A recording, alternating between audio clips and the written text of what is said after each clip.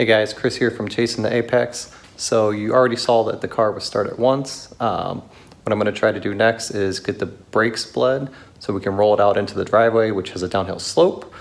And that way we can start it and run it and let it fully warm up, see if we have any leaks or if we can actually take it around the block. Alright, so I did a bunch of stuff off camera so you guys didn't have to watch all the tedious wiring, but you can see I rerouted most of the wires all together. They are zip tied together, and I joined all the broken connections with solder and heat shrink. They run up under this way back to their connections, and then I reinstalled the factory air filter and cover there.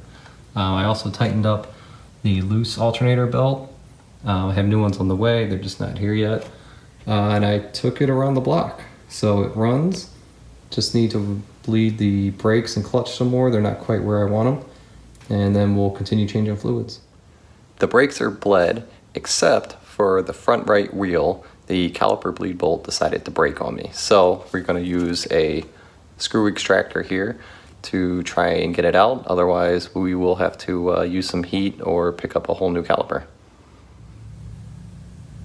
Alright, here is the offending caliper brake bleeder that broke off. It's the front right corner. You can see it's not leaking, it's still set on the inside. It just wouldn't come loose from the caliper when I went to loosen it up. Here's another cool bit of information you might not know, but the first gen Rx-7s used lug bolts, just like some of the modern German cars do, not lug nuts like you're used to with a lot of other vehicles. So that's kind of cool. That was a failure. I'm gonna zoom in here so you can take a look. That is the easy out tool broke off inside of there. So I think we're just gonna end up going with a replacement caliper. They're super cheap for these models, and it would be the same price as me picking up a propane tank to back it out anyways. As easy as I thought it was to get that caliper, it wasn't so easy. Apparently the FB Rx-7 calipers are much easier to find, but for the SA, the 1979 model year specifically, it's a different part number, and everywhere I ordered one from ended up going out of stock.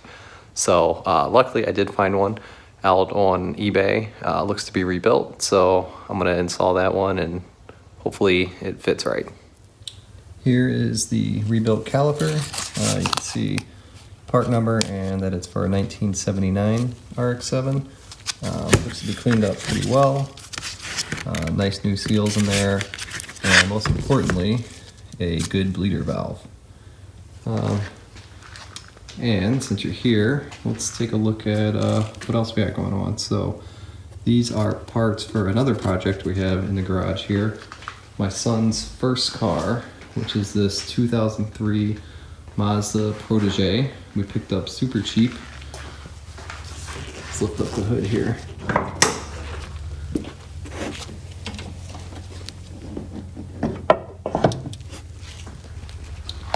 You can see we've already started working on it.